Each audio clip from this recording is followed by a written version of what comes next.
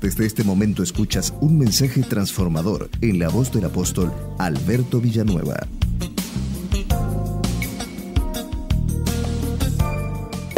Cuando nacimos usted y yo, lo único que teníamos era vida biológica, ¿sí? Pero cuando vinimos al conocimiento de nuestro Señor Jesucristo, el Señor nos regaló la vida Zoe. Diga conmigo, la vida Zoe. La Biblia dice que Él es la vida.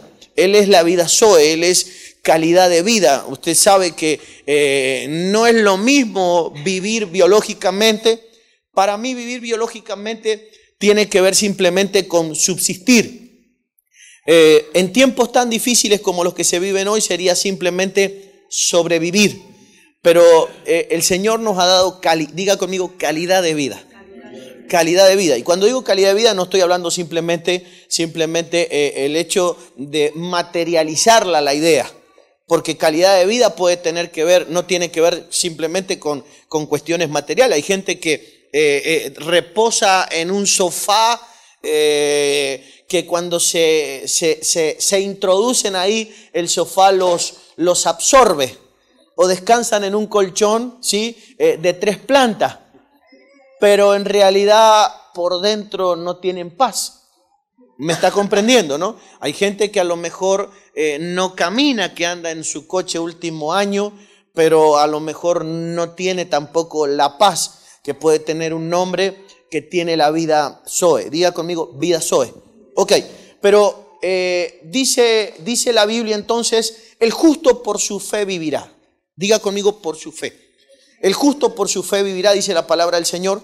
Básicamente lo que yo quiero hablarle con respecto a la fe, hemos escuchado muchas cosas con respecto a la fe.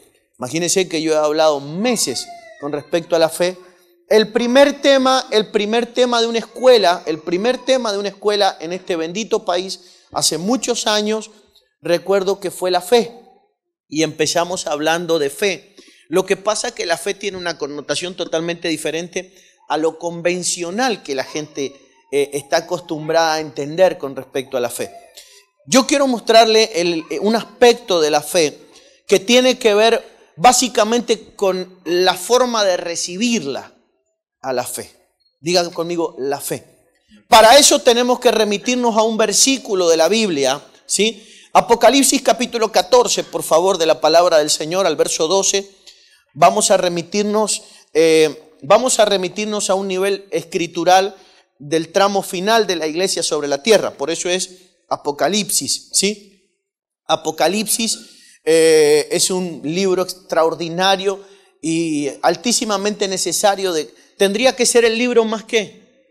Creo que en cada predicación nuestra no debería faltar una cita en este libro, ¿sí? En el libro de Apocalipsis. No debería faltar una cita en ese libro.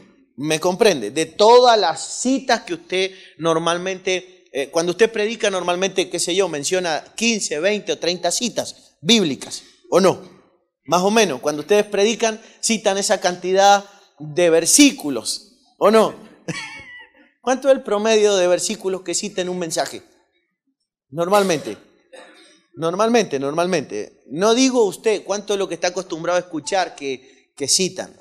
Yo escucho la radio continuamente, todo el día está encendida en mi casa y hay gente que yo la escucho que un mensaje de ellos son mínimo 20 citas bíblicas. Después hay otros mensajes que son más improvisados, se puede decir así, donde toman un versículo y ya le dan con ese versículo hasta el final, en el nombre de Jesús con ese versículo. No está mal porque también es la Biblia, pero lo ideal es que si la tenemos en las manos y que tenemos tantísimos versículos ahí tan lindos que la usemos, ¿o no? ¿Sí o no? Ok, entonces dice la Biblia en el libro de Apocalipsis capítulo 14, verso 12, algo que yo explicaba anoche. Usted sabe que está hablando del plano del último tiempo, ¿sí? Ya la iglesia no está en la tierra para aquel momento, pero me llamó poderosamente la atención, escuche, teniendo en cuenta el contexto de que la iglesia no está en la tierra, la novia, diga conmigo la novia, sino que lo que está en la tierra es un sistema religioso inmaduro. Eso es lo que queda después del rapto. Después del rapto queda en la tierra un sistema religioso inmaduro que el Señor lo que tiene que hacer en 7 años de tribulación y luego 3 años y medio de gran tribulación es madurarlo a grandísima velocidad. Entonces, lo que vemos en ese momento es que en ese momento se reconoce algo que no se ha reconocido antes, lo que dice el verso 12. Dice, hasta aquí la paciencia de los santos, después de una serie de catástrofes mundiales, ¿no? Dice, los que guardan los mandamientos de Dios, porque son de Dios los mandamientos o no, ¿me puedo apropiar de ellos y de alguna manera asignarme la autoría de los mandamientos? No, porque son ¿de quién? De Dios. Pero hay algo que dice luego que tiene la misma connotación de los mandamientos, que necesitamos reconocer de la misma manera que usted me está reconociendo la autoría de los mandamientos. Dice, y la fe de Jesús. Diga conmigo, la fe de Jesús. Entonces lo que la Biblia está mostrando claramente, déjenme por favor que lo analicemos juntos, es que luego la Biblia lo aclara. Dice que tenemos que poner la mirada, ¿se acuerda? ¿En quién? Dice, en Jesús. ¿Y quién es Jesús? El autor, diga conmigo, el autor y el consumador de la fe. Entonces la fe tiene un dueño, la fe tiene una autoría, la fe tiene una fuente, es Jesús, o nosotros somos la fuente de fe. No, la fe, diga conmigo, es Jesús.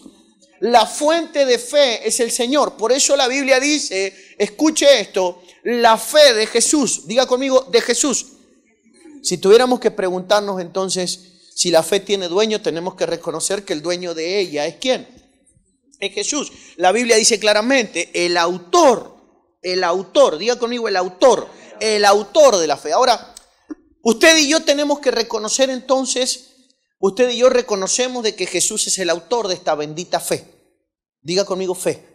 Pero luego usted y yo tenemos la responsabilidad de movernos en fe, porque ya hemos entendido que sin fe no es vida. Yo creo que sin fe se vive rutinariamente. Sin fe se vive de una forma monótona, ¿sí? Sin fe es muy posible que alguien se aburra. ¿Ha visto evangélicos aburridos? ¿Ha visto? La verdad, ¿ha visto gente aburrida en el evangelio? ¿Vieron que hay gente que te dice, ¿qué podemos hacer? Que tenemos ganas de hacer algo. Como tan aburrido. No tan claro con respecto a metas, proyectos, sueños. No hay motivaciones personales en Dios. O sea, no hay una fuente propia en el sentido de decir, Dios me dio un proyecto, Dios me dio un sueño, Dios me dio una idea. Diga conmigo, sin fe. Sin fe ocurren muchas cosas. Creo que sin fe entra hasta la depresión. ¿O no? ¿Se deprime un hombre sin fe? Ahora, la fe no tiene que ver con lo que tengo. La fe tiene que ver con lo que quiero y con lo que me atrevo a ir a buscar. No necesariamente tengo que tener algo para desarrollar fe. La fe justamente tiene la capacidad de llamar las cosas que no son como si fueran. Por eso es que yo pienso que va muy de la mano el hecho de que hayan evangélicos debilitados, deprimidos, ansiosos. ¿Qué otro calificativo de moda hay? La ansiedad es una, ¿no? La depresión, el estrés, como dice Cristian ahí, tiene que ver, yo pienso que tiene una misma fuente. Diga conmigo, fe. Porque fe es calidad de vida, fe es vida de Dios.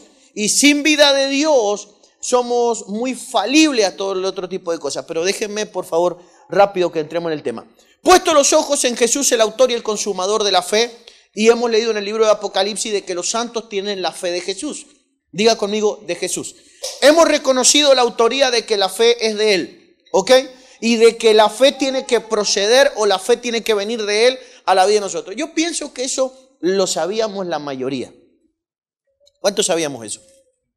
El tema es que no está claro es cómo me cae la fe. ¿Me está comprendiendo? La pido, no la pido, le toca a algunos, a otros no les toca. Es un don, me viene como un regalo y me lo encuentro abajo del pino. Me tocó a mí ser el de la fe o le tocó al otro. Diga conmigo, ¿cómo viene? Eso es una cosa que es importante para nosotros. La idea central es que yo quiero mostrarle de que la fe primeramente tiene un autor y luego de que tiene un autor hay una serie de parámetros que vamos a tener que nosotros respetar o de protocolos celestes o celestiales para que la fe pueda venir a mi vida. Y usted va a decir, ¿pero por qué es tan importante? Porque yo creo sinceramente, en lo más profundo de mi corazón, creo sinceramente que los logros de los evangélicos, no de los cristianos, no son logros por medio de la fe. Creo que son logros humanos o logros naturales. Los logros de la fe son logros sobrenaturales. ¿Me está comprendiendo? Hay una forma de alcanzar cosas, usted lo sabe, ¿sí? Así como hay forma de alcanzar cosas de forma natural, hay formas de alcanzar cosas de manera sobrenatural. Y creo yo que necesitamos tener los logros del cielo aquí en la tierra. Necesitamos alcanzar las cosas, por ejemplo, a la velocidad de Dios. ¿O no? Necesitamos alcanzar cosas en las dimensiones o en la calidad que Dios las establecería. ¿Me comprende? Creo yo, por ejemplo, que si vamos a hacer la obra de Dios, la tenemos que hacer a la manera de Dios. Porque la podemos hacer a la manera que nos permite la circunstancia económica. La podemos hacer a la manera que nos permite la circunstancia que me rodea. Pero hay una forma de hacerla a la forma de Dios. Pero para que eso ocurra, tiene que operar en nosotros su ¿qué? Si opera la fe de Él en nosotros, hermano. Los logros no serían los logros, no por decir que los logros son malos, pero no tendrían la misma característica, no tienen la misma característica un logro de fe en Jesús o un logro de la fe de Jesús que un logro de carácter natural. ¿Me está comprendiendo, no? Porque naturalmente podemos alcanzar cosas. ¿Usted ve gente natural alcanzando cosas? ¿Usted ve gente natural reuniendo gente? ¿Se puede reunir gente naturalmente? ¿Se puede congregar gente naturalmente? Sí. ¿Podemos hacer grandes congresos en hoteles naturalmente? Sí. Creamos una pirámide, por ejemplo, financiera, y la gente iría y no pagaría 10 euros por el material, la gente pagaría hasta 100 euros por estar. Yo le puedo asegurar que hay gente invirtiendo más, escuche esto, invirtiendo más en movimientos de carácter natural que invirtiendo más en movimientos de fe.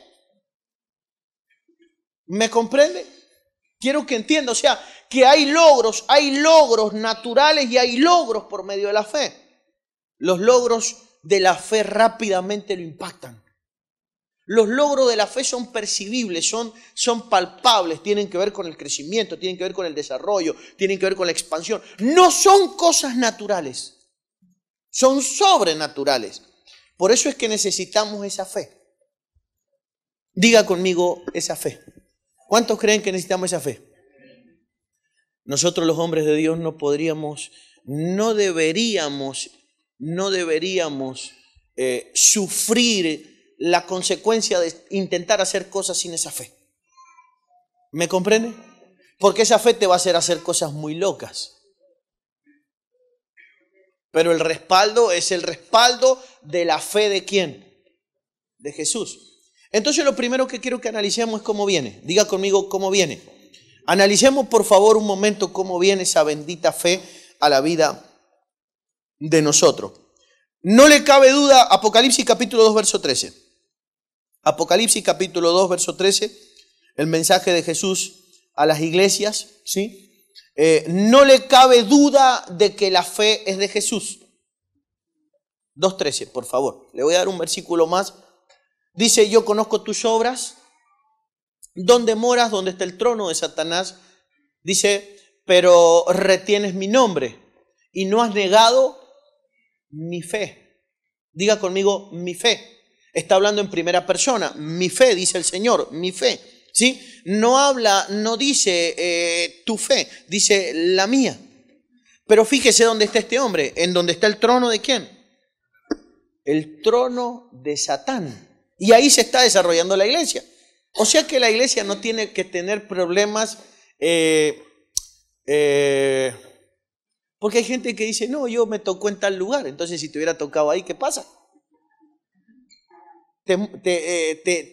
Nos morimos si nos toca en el trono, donde está el trono de Satanás. A ellos les tocó desarrollar el ministerio donde estaba el trono de Satanás. Sin embargo, dice la Biblia claramente que ellos dicen, le dice, el Señor les reconoce y le dice, no has negado mi fe. Diga conmigo su fe. Ok, no negar su fe tiene que ver con varias cosas, pero ya lo vamos a analizar más adelante. Analicemos el primer versículo para poder entender cómo viene este misterio de la fe. Romanos capítulo 10, verso 17, para ir sacando rudimentos que a lo mejor le pusieron en su corazón un día y que necesitamos relevarlos. ¿Sí? Necesitamos relevarlos para que puedan establecer los principios. Romanos capítulo 10, verso 17 dice, así que la fe es por el oír. Diga conmigo el oír. Así que la fe es por el oír. Diga conmigo por el oír. La fe es por el oír. Y el oír por la palabra de Dios. Diga conmigo 3 fases. Para entenderlo tenemos que leerlo al revés. O tendríamos que revisarlo al revés. Entonces dice, número 1, ¿sí? Que la palabra de Dios me habilita ¿el qué? El oído. Diga conmigo el oído. La palabra me estaría habilitando en el oído a usted y a mí. Pero luego de que el oído está habilitado, entonces puede venir la fe. Entonces yo quiero explicarle rápidamente en otras palabras. La fe viene por el oír y el oír viene por la palabra. Voy a decirlo de nuevo. La fe viene por el oír y el oír viene por la palabra. Son 3 pasos fundamentales. Diga conmigo 3 pasos. Número uno, ¿sí? La apertura del bendito oído que Dios le ha dado, el espiritual. No estoy hablando de un oído biológico, estoy hablando del oído espiritual. Tiene que ver con oír. Diga conmigo con oír, pero en el mundo espiritual. Luego de que usted y yo oímos, y no podemos oír por otra cosa que no sea por medio de la palabra, tenemos que sufrir una especie de restauración en el oído. Debo ser abierto. Diga conmigo abierto. Una vez que soy abierto, una vez que puedo oír, entonces estoy preparado para comenzar a recibir fe. Diga conmigo fe. Ok. Yo quiero mostrarle cuál es quiero convencerlo en esta noche para mostrarle cuál es una de los mayores problemas porque la gente no tiene fe. Y tengo que decirle que si la gente no tiene fe, como entendiendo ese bendito verso 10:17 de Romanos, tengo que echarle la culpa automáticamente ¿a qué? Porque, preste atención, porque la fe viene por oír. Y si la gente no tiene fe, el problema lo tiene ¿dónde? En el oído. ¿Dónde lo tiene? Ahora yo quiero hacerle una pregunta. ¿Todo el mundo oye? ¿Cuáles son las evidencias? Yo puedo decir, porque usted está aquí en el auditorio escucándome a mí, yo puedo decir que usted me oye. Esto no es una evidencia de que usted me oye. Yo puedo decir que usted presencia mis mensajes. Pero que me oiga es otra cosa. ¿Hay evidencias de un hombre cuando te oye? Claro. Entonces tenemos que reconocer, lo primero que tenemos que reconocer, lo primero que tenemos que hacer es ir a la raíz. La gente no tiene fe porque para que la fe funcione, venga o pueda ser impartida en el corazón de un hombre o en el espíritu de un hombre o en el alma de un hombre, entonces la fe tiene que operar directamente a través del oído. Diga conmigo el oído. Pero claro, para poder oír, el oído me tiene que funcionar. Entonces, diagnóstico número 1, la gente no tiene fe porque le falla el oído. Ahora tenemos que analizar qué es un hombre que oye. Diga conmigo, que oye. ¿Está comprendiéndome ahora? ¿Qué es un hombre que oye? Usted sabe que cuando Dios habla, por ejemplo, con el pueblo de Israel, yo lo he enseñado hace muchísimos años, justamente se dice en varias oportunidades la palabra llama en la escritura. Creo que la mencionó Josué cuando estábamos en el retiro. La palabra llama significa oír inteligentemente. ¿Sí? ¿Se acuerda cuando le dicen a Ruth, óyeme, hija mía? La palabra llama es en el original hebreo y la palabra llama significa oír inteligentemente. Nosotros podemos oír de muchas maneras. Dice la escritura que hay gente que oyendo, no perciben. Porque el oído espiritual está conectado directamente con el espíritu. Entonces, escuche, hay una diferencia muy grande entre hacer acto presencial delante de Dios o delante de un hombre cuando está ministrando la palabra y otra cosa es oír. La evidencia más grande de que un hombre oye no tiene que ver con la predicación del mensaje. La evidencia más grande tiene que ver con lo que dice el libro de San Juan en el capítulo 10. Mis ovejas oyen mi voz y me siguen.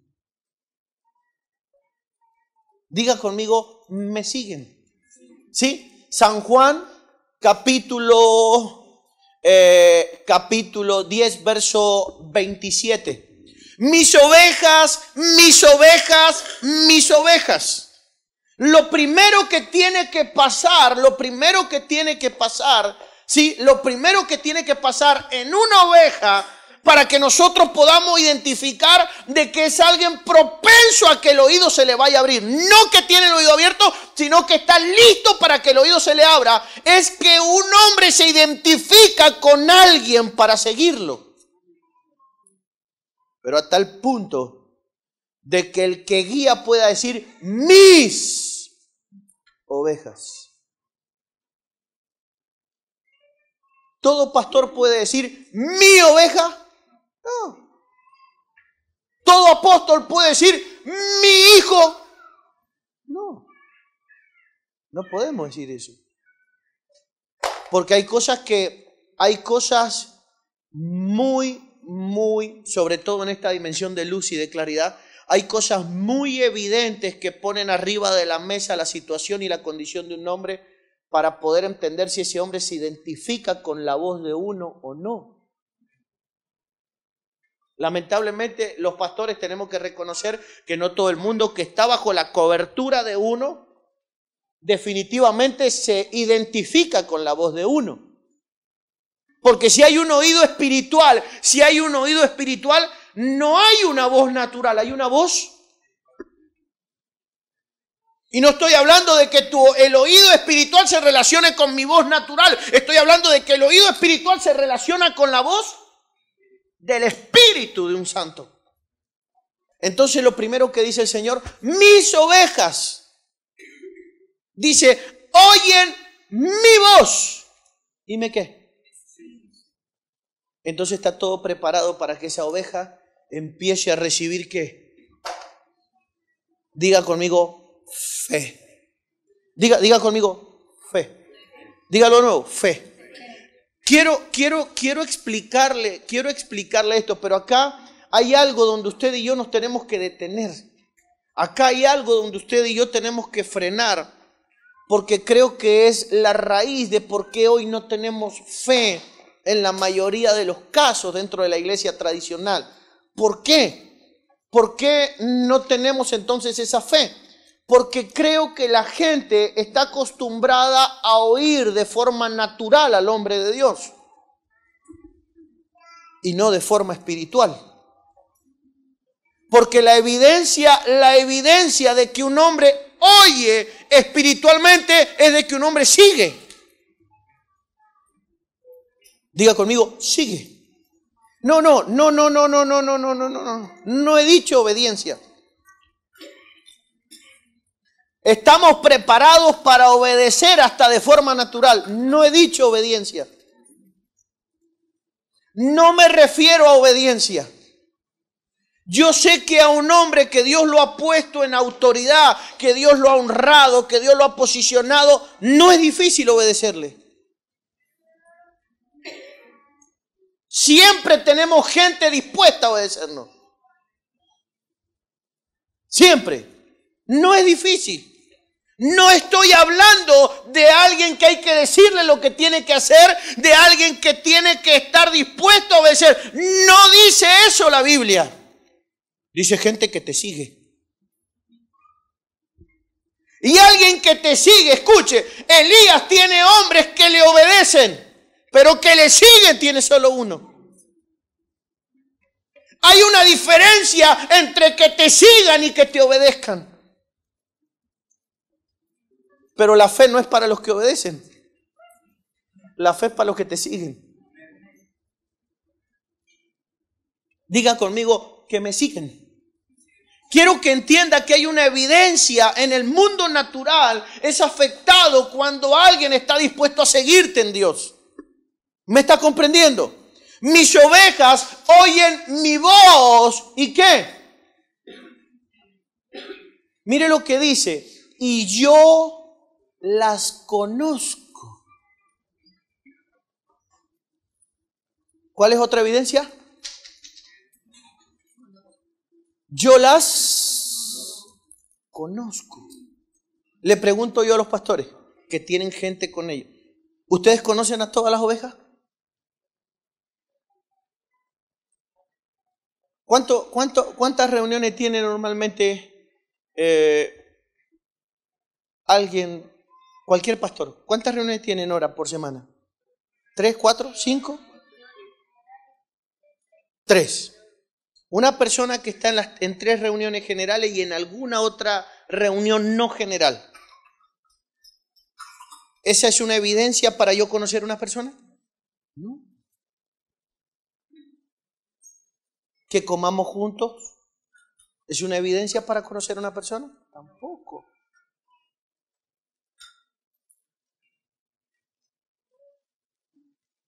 Quiero que entienda cuáles son las evidencias de alguien que oye. Estoy hablando de gente que, diga conmigo, que oye. Una de las evidencias de alguien que oye es que te permite que le conozcas. Usted sabe cuál es la gran sorpresa del rapto, ¿no? Del ingreso a las bodas del Cordero. No los que. Pues si nos congregábamos juntos, ¿no se acuerda de mí? Sí, pero una cosa es que nos congregáramos juntos. Yo tengo que decirte la verdad, hay gente que está bajo mi cobertura y yo no la conozco. Y usted va a decir, apóstol, pero su responsabilidad es conocerlo. No.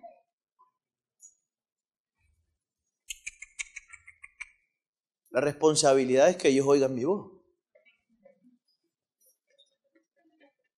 Si ellos no oyen mi voz, no les puedo violentar ni el oído, ni puedo infiltrarme, ni colarme, ni caerles en paracaídas su vida privada. ¿O sí? No se puede. ¿Qué pasaría si alguien viene y te quiere abrir la ropa? Eso sería una violación. No funciona de esa manera, funciona por amor donde yo me abro. El secreto tiene que ver no con que alguien te indague, con que alguien te escudriñe, con que alguien te hurgue en la vida, sino que tiene que ver con que yo me siente y yo diga, quiero abrir mi vida. ¿Se entiende usted por qué no hay fe? No hay fe porque mucha gente no se la conoce. Y yo tengo que decirte la verdad. La fe es un bien preciado. Y yo no se la puedo dar a un desconocido. Por más que yo la quiera dar, no la puedo dar a alguien que no conozco. No ha sido dada la fe a los santos para que se dé en un mundo de desconocidos. Por eso es que la fe se puede dar por impartición de relación, como los secretos de la palabra. ¿Me está comprendiendo? Entonces quiero que entendamos lo importante que es entender cuál es el camino, la carretera por la cual transita la fe. Una de ellos tiene que ver con la intimidad, tiene que ver con el acercamiento, tiene que ver con que el hombre que me va a heredar, porque la fe viene de Jesús, de generación en generación. Entonces, para que la fe pueda llegar hasta mí, tiene que llegar por una carretera, por un protocolo de Dios que tiene que ver con la paternidad. Entonces yo quiero recibir la fe. Entiendo que tengo que tener a alguien cerca para que sea la persona que me imparte, es la voz que yo sigo. Diga conmigo que yo sigo. Pero la voz que yo sigo, si digo que la sigo, me tengo que dejar conocer. Si no, no te siguen. Pastores, si la gente no se da a conocer, no te siguen. ¿Sabe por no conocer estos parámetros cuánta gente sufre? Porque dice, pero si él me dijo que me seguía. Él me mintió. Me dijo que me amaba.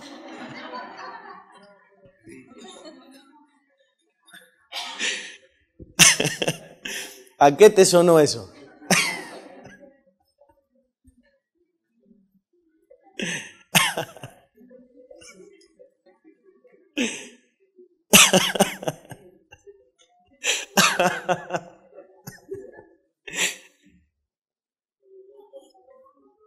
Ay, Dios mío. Ok. Entonces usted me está entendiendo. Entonces es muy importante en este misterio de la fe la intimidad.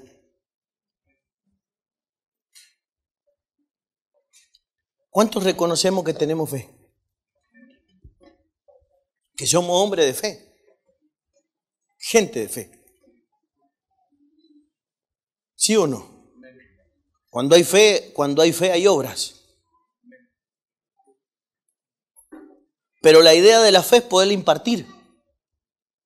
Pero para poder impartir la fe tengo que conocer cuáles son los protocolos, ¿sí? O la autopista por la que la fe puede viajar sin obstáculo a la próxima generación. Por eso estoy estableciendo un protocolo, estamos estableciendo un principio. No puedo darle fe si no lo... Por lo tanto, tengo que decirle la otra parte. Si no lo conozco y no le puedo impartir la fe, no me puede seguir. Y si no me puede seguir, nunca podrá hacer lo que yo hice.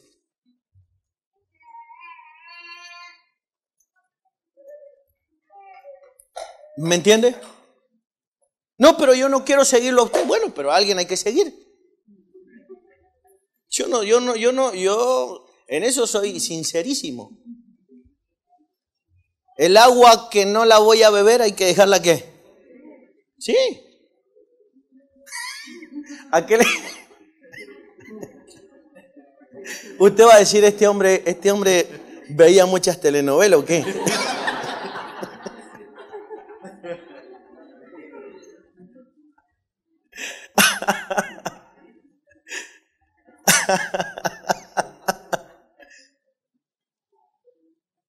Ok, entonces tenemos que ser en ese sentido altamente sinceros para restaurar el diseño.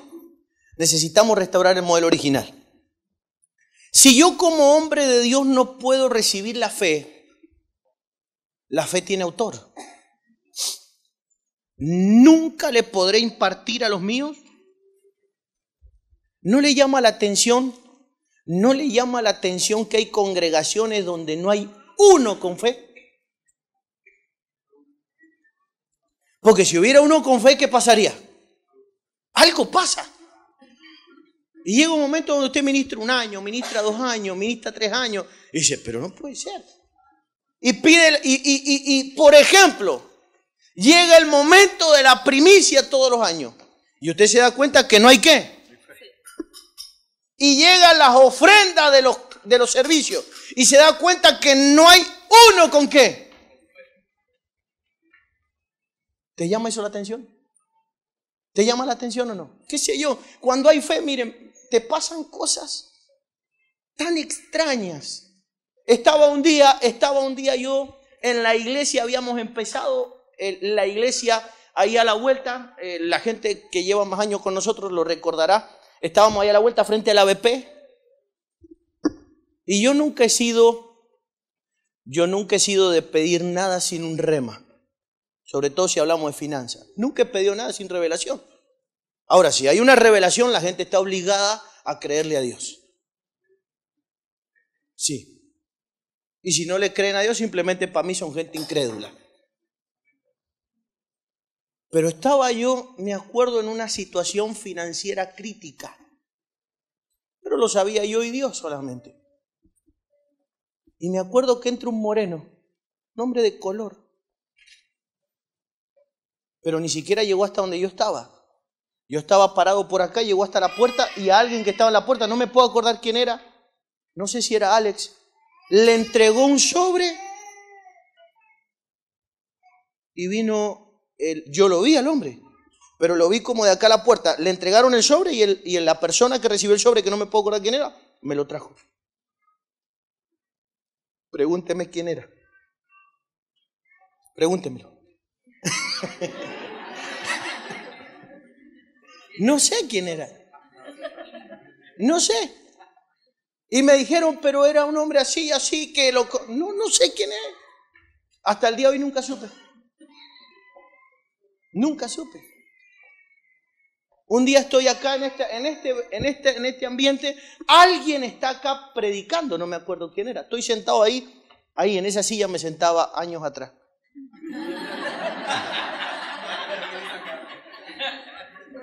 Y llega una mujer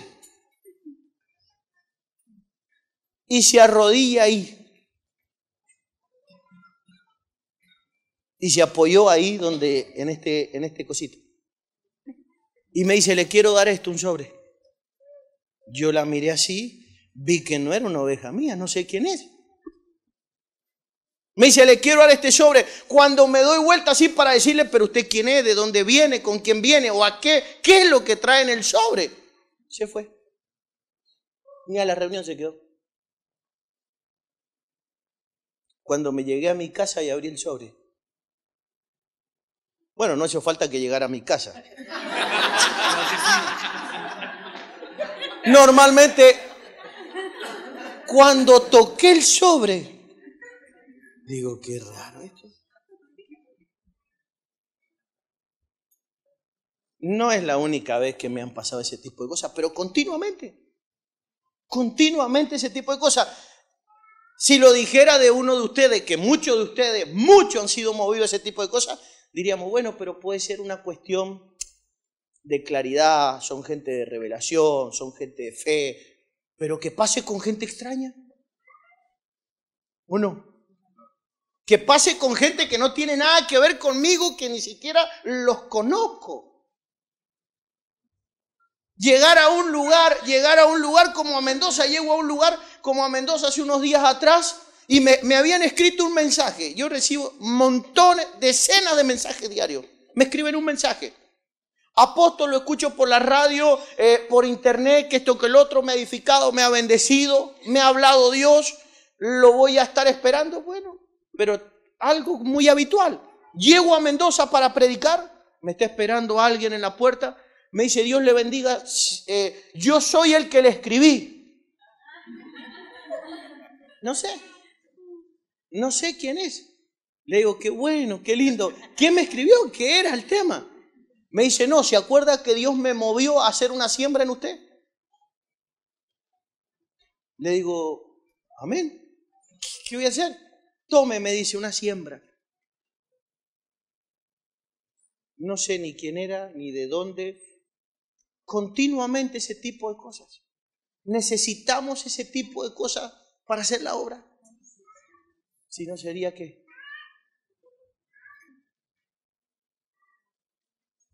Si no, es muy duro. Pero la fe viene por oír a alguien. No estoy diciendo a quién usted tiene que oír. Estoy diciendo que usted se tiene que sincerar con usted mismo y oír a alguien. Pero desde lo más profundo de su espíritu. Y cuando usted oye a alguien, inmediatamente hay una acción. ¿Lo qué? Lo sigue. Porque mucha gente a ustedes les va a decir, no, yo a usted lo oigo. Yo a usted lo escucho. Yo a usted le presto mucha atención. No, su palabra para usted es lo máximo. No, pero sí, ok. Pero yo conociendo San Juan capítulo 10, verso 27, el secreto o la evidencia de que estás oyendo es que tenés que tener la capacidad de seguirme. Pero claro, seguir no es fácil. ¿O sí? ¿Seguir a un loco en la fe, en una locura de fe es fácil? Yo reconozco eso. Seguir a un loco que de repente te dice, nos vamos a meter en este proyecto. Metámonos en semejante cosa. ¿Seguir a un loco es fácil? De fe, en fe. No es fácil. No es fácil. Pero Dios a un hombre en fe, mientras el hombre sea un hombre de fe, siempre de uno o de otro lugar del planeta Dios se encargará de traer hombres de... Si no, usted está parado sobre un milagro. Estaría diciéndole yo de que tampoco puedo decirle que esto está plantado sobre la fe de un solo hombre. Esto está plantado sobre la fe de un grupo de locos. Que cada vez que yo he dicho vamos a hacer esto, hay gente que se ha sembrado la vida. Recién hace un momento estoy con un hombre de Dios que sube arriba y me dice, le quiero sembrar mi coche.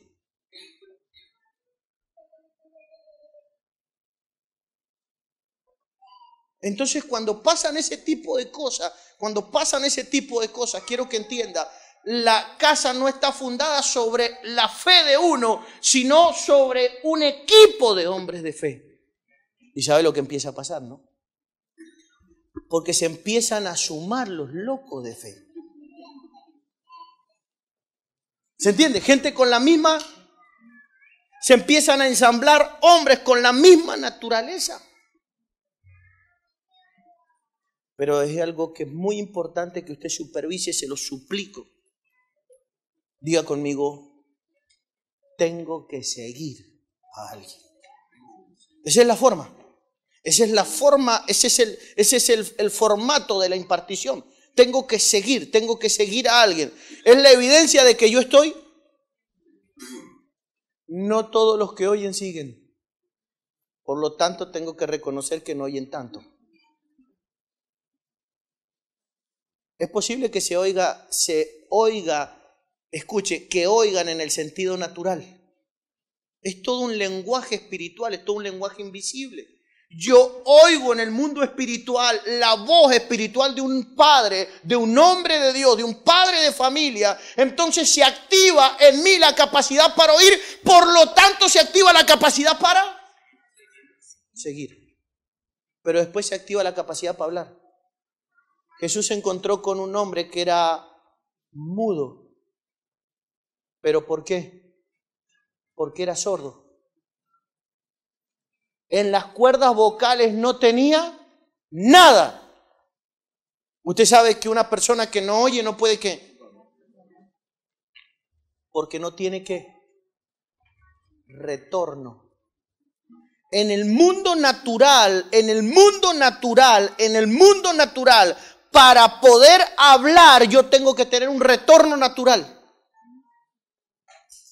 Si no tengo el retorno natural, que es mi oído, el receptor, no puedo oír, entonces no puedo hablar. En el mundo espiritual pasa lo mismo.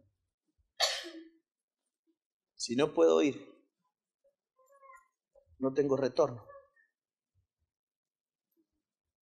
Entonces pueden estar hablando, pero yo no podré hablar nunca. Apóstol, pero puedo hablar, puedo enseñar, puedo predicar, puedo ministrar, puedo hacer un montón de cosas, pero otra cosa es que cuando usted hable impacte en el espíritu. Hermano. Que cuando usted hable la gente sea impactada. ¿Dónde? Porque tampoco lo que queremos es hacer una exposición natural del mensaje. Lo que queremos es que cuando hablemos, no sé, son 2, son 3, son 5, son 10. Lo que queremos es que cuando hablemos la gente sea ¿qué? Impactada. ¡Wow! ¿Y hay evidencias después de los impactos? ¿Hay una evidencia? Hay una evidencia en el mundo espiritual. Hay una evidencia natural luego de cuando una persona es impactada. Pero tiene que ver entonces con ese bendito retorno. Diga conmigo, el oído.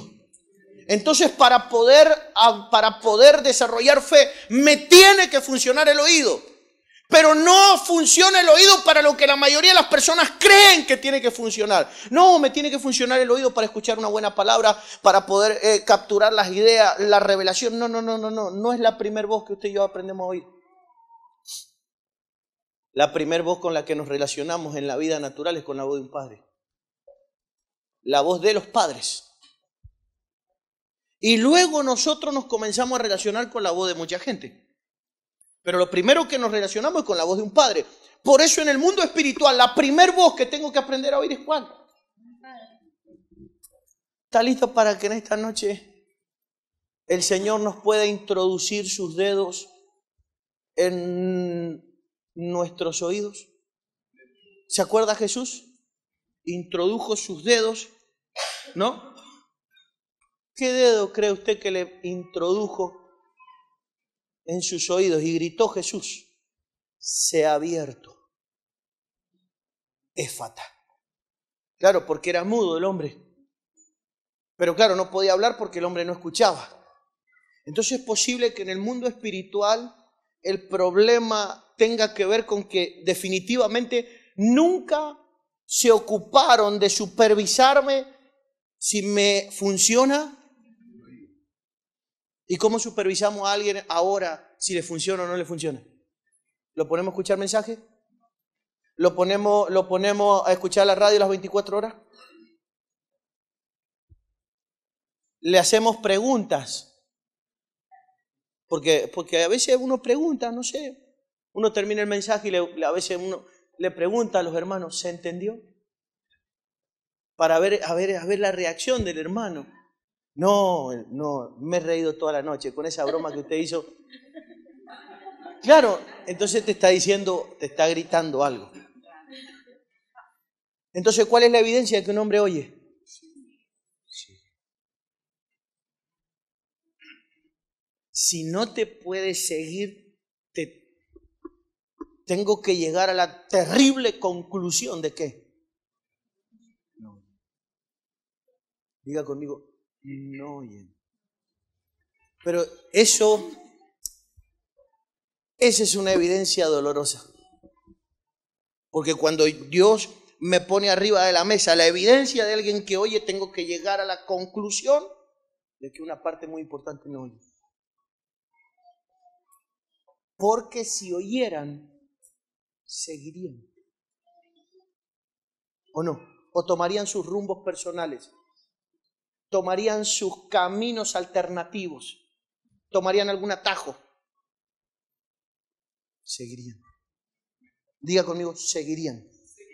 Entonces hemos sido llamados, escuche, por favor, analicémoslo juntos, por favor, para que lo podamos ver rápidamente.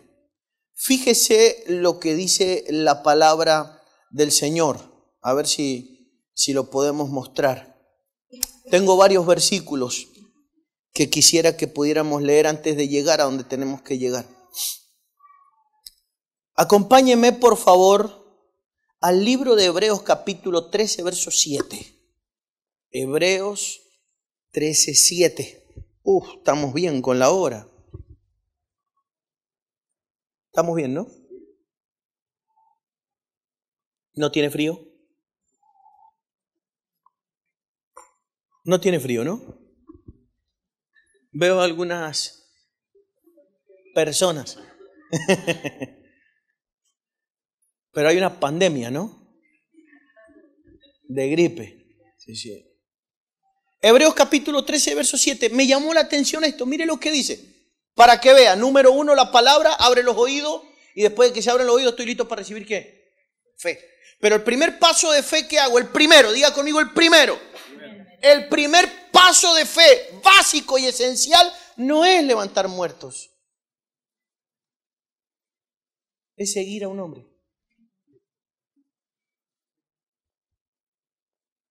Porque si no puedo seguir un hombre, si puedo seguir un hombre, dígame la verdad, si no tengo fe para seguir un hombre, para creer que Dios puede usar a un hombre. Si yo no creo que Dios te puede usar a ti, jamás podré llegar a la conclusión que me puede usar a mí. La primera conclusión en fe que tengo que saber sacar es que Dios puede usar a mi hermano. Que Dios lo llamó a mi hermano, que Dios lo ungió a mi hermano, que Dios lo puso para guiarme a mí, un hombre. Entonces, si yo creo eso, mañana Dios permite que otros crean lo mismo, pero de mí. ¿O no? ¿Está entendiendo, no? Entonces luego Dios permite que otros crean que Dios me puso a mí. Por eso es que Dios lo llama Josué. Josué es el hombre que más convicción tiene de que Dios lo ha puesto a Moisés. Entonces Dios viene y le habla en el lenguaje de la fe a Josué y le dice: mi siervo Moisés ha muerto. Como estuve con Moisés, estaré contigo. ¿Creía Josué que Dios estaba con Moisés? ¿Y los demás? No. Porque si los demás hubieran creído que Dios estaba con Moisés, no le hubieran obstaculizado el avance, no lo hubieran difamado, no lo hubieran estorbado, no lo hubieran provocado, no lo hubieran tentado, no le hubieran hecho la vida complicada.